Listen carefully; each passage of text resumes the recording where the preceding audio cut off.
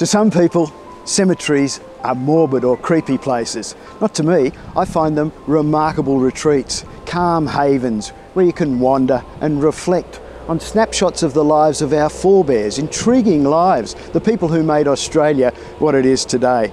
They say you can't know where you're going if you don't know where you've come from. Well, you can find out a great deal about your forebears by exploring cemeteries like this one at Gore Hill on Sydney's North Shore.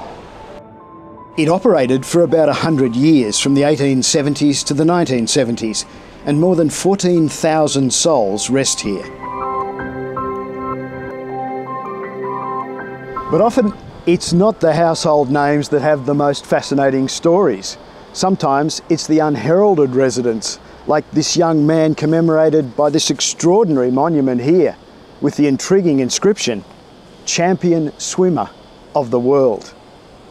Bernard Bede Kieran, known as Barney, was born in Sydney in 1886 to Irish parents. His father Pat was a seaman who died when Barney was 5, killed by a train, and his mum Annie struggled to control Barney's wild nature. At 14, like many delinquent kids in Sydney, Barney found himself up before a magistrate, charged with being found habitually wandering streets in no ostensible lawful occupation. He was packed off to a nautical training school based on the NSS Sir Brian in Sydney Harbour, where he could only win his freedom by hard work and obeying the very strict rules of the day. He became a carpenter's apprentice and took up swimming, amazing everyone with his natural ability in the water. He exploded onto the Australian swimming scene, and for 2 years, 1904 and 1905, Barney Kieran completely dominated world swimming, taking every world record from 200 yards through to the mile. The Royal Lifesaving Society was so impressed that in June 1905, they invited him to London to compete in the King's Cup. After losing his first 2 races to the British champion because of his lack of condition after the long sea voyage, Barney proceeded to win every race he entered, including handicaps, setting world records as he went.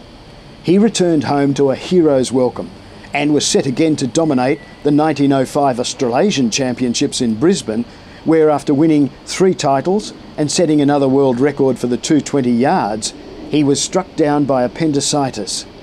He died from septicemia on the 22nd of December 1905, aged just 19. His funeral was attended by an astonishing 30,000 people. The cortege had great difficulty even reaching the gravesite. Lest you think that Barney Kieran was just an overrated local hero, think again, because in 1969 FINA, the world swimming body, inducted him into the International Hall of Fame, and they said had he lived to compete in the 1906, 1908 and 1912 Olympics, there's little doubt he would have won more Olympic medals than any swimmer in Olympic history before or since.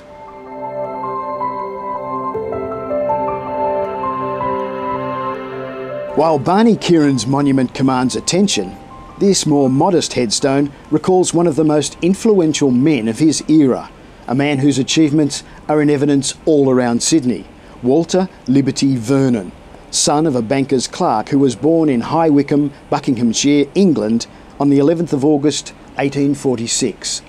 Vernon was a successful London architect before chronic asthma sent him down under in search of healthier climes. He arrived in Sydney in late 1883 and established a thriving private practice, but it was his work as the New South Wales government architect from 1890 to 1911 that really saw him leave his mark on this city. Walter Vernon was responsible for architectural gems like the Art Gallery of New South Wales, the Mitchell Library, the Registrar General's Office, Central Railway Station, the Piermont and Crow's Nest fire stations, and many other handsome additions to Sydney's cityscape. Walter died in 1914, aged 67, and buried with him here is his eldest son, Hugh Venables Vernon, also known as Ven, also an architect and a fine soldier, fought in the Boer War and the First World War, where he commanded the 1st Australian Light Horse at Gallipoli. He also fought at Fromelles and elsewhere on the Western Front, and he won the Distinguished Service Order. He died in 1935.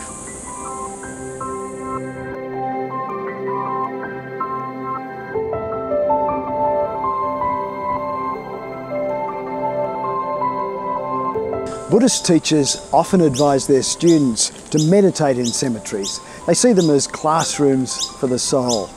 Above all, they're permanent memorials to those who've lived.